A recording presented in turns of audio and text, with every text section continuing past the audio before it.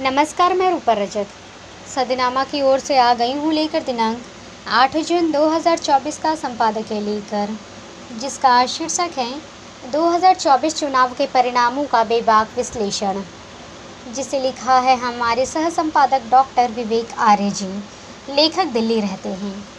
आज का हमारा विषय चुनाव को लेकर है, चुनाव के परिणामों को। 2024 के चुनाव के परिणाम झटका देने वाले रह गए। मोदी जी जीतते जीतते ना जीत पाए।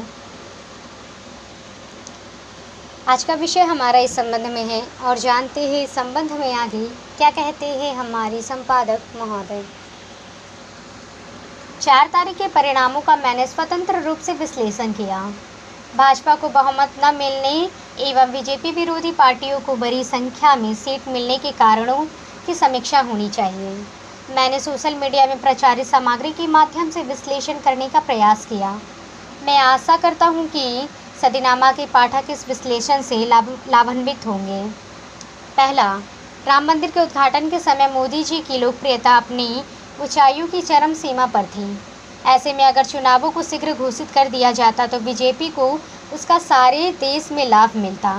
कुछ महीनों के अंतर से उस लोकप्रियता के कम होने का समय मिला। दूसरा, लंबी चुनाव प्रक्रिया ने भी इससे क्षति पहुंचाई। प्रचंड गर्मी से भी बीजेपी का समर्थक वोट देने नहीं निकला।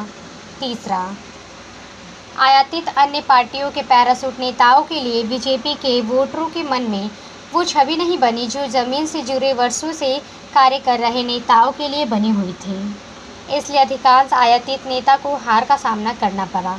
चौथा, केंद्रीय मंत्रियों एवं अन्य नेताओं और जनता के मध्य बढ़ती दूरियां 10 वर्ष के कार्यकाल में बीजेपी के अधिकांश क्षेत्र और अधिकांश नेता और मंत्री धीरे धीरे जनता को और उनके मुद्दों से दूर होते चले गए। नेताओं को यह लगने लगा कि मोदी जी राम मंदिर विकास, देश की अंतर्राष्ट्रीय छवि, बढ़ते सेंसेक्ट टीवी चैनल, टीवी मीडिया में दर्शाई जा रही मोदी जी की लोकप्रियता से ही उन्हें दोबारा चुन लिया जाएगा। 2 बार वोट देकर भी कार्यकर्ता की सुनाई नहीं थी। उसे केवल आश्वासन मात्र से संतुष्ट किया जा रहा था। नेताओं के मन में था कि केवल हिंदुत्व और मोदी जी ही जीत जाए। इस कारण से विनाश कार्यकर्ता और निराश कार्यकर्ता तो घरों से नहीं निकला अथवा उसने अपना पूरा जोर नहीं लगाया। इसलिए पुराने नेता अपनी सीट अनेक स्थानों पर नहीं बचा पाए।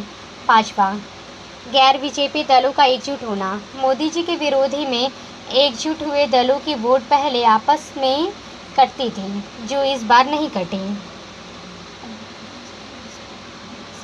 बसपा को अधिक वोट नहीं मिले। इससे अधिक सीटें इंडी गठबंधन के खाते में गई। बीजेपी के रणनीतिकारों ने इस गठबंधन को उतनी गंभीरता से नहीं लिया जितना लेना चाहिए। वो हिंदू वोटरों को यह संदेश देने में नाकाम सिद्ध हुए कि जब सामने वाला एकजुट है तो आप भी एकजुट हो जाए। उसके स्थान पर हिंदू वोटर जाति, प्रदेश, बाहुबली भाषा पार्टी अधिक और आदि के पचड़े में उलझा रहा, जबकि गैर हिंदू वोटर बिल्कुल भी भ्रमित नहीं था। उसका उद्देश्य केवल बीजेपी को हराना था। 6ठा, चुनाव अनेक चरणों में हुआ। जैसे जैसे चुनाव के चरण बढ़ते गए विपक्षी इंडी गठबंधन मोदी जी को अपने बयानों में उलझा गया।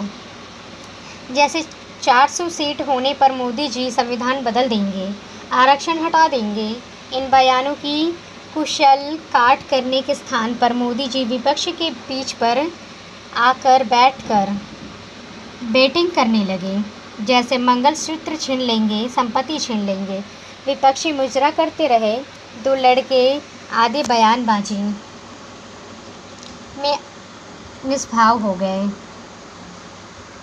7वां, अग्निवीर योजना, पुरानी पेंशन योजना, महंगाई, बेरोजगारी, हर महीने 85,000 रुपये खाते में खटाखट जैसे बयान से जनता भ्रमित हो गई। जबकि मोदी जी अंतिम चरणों में विकास और कल्याणकारी योजनाओं की बात को प्रमुखता देने के स्थान हिंदू मुस्लिम वोट वाले टैक्स पर आ गए।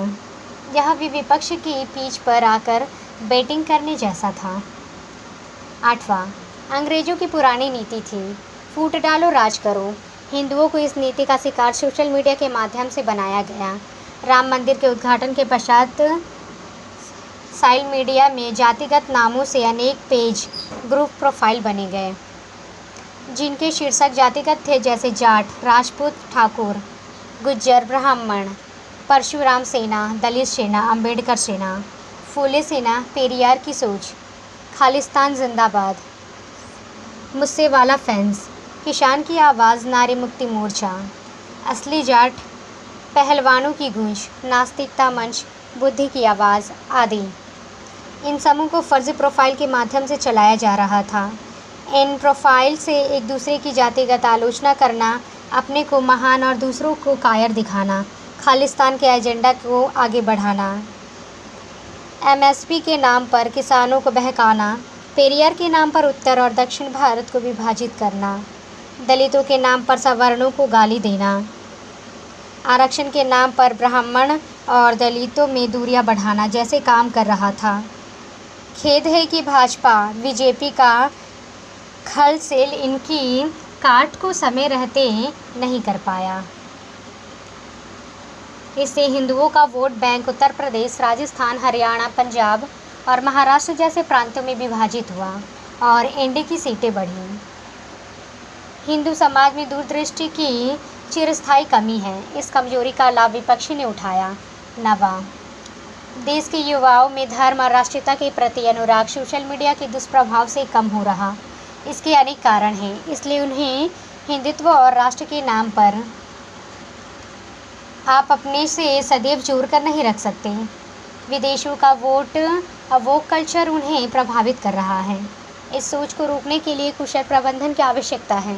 हिंदू समाज के युवाओं को देश, धर्म और जाति के लिए त्याग भाव की प्रेरणा देने में हम पिछले छूटते जा रहे हैं। 10वां, पंजाब में बढ़ता खालिस्तान के प्रभाव को रोकने के लिए कारगर कदम नहीं उठाए जा रहे हैं। जेल में बंद अमृतपाल सिंह और इंदिरा गांधी के हत्यारे बेअंत सिंह का जितना यही दर्शाया जा रहा है कि विदेशी ताकतें, धन, सोशल मीडिया, दुष्प्रचार के सहारे जीत रही। समय रहते एजेंसियों की सहायता से इनके आर्थिक स्रोतों की पहचान कर उन्हें रोकना और अगली पीढ़ी को अलगाववाद से बचाना हमारी प्राथमिकता विशेष रूप से पंजाब में होनी चाहिए। तो ये था दोस्तों हमारा आज का संपादकीय। कल फिर लौटेंगे एक नए विषय, एक नए संपादकीय के साथ। तब तक के लिए नमस्कार।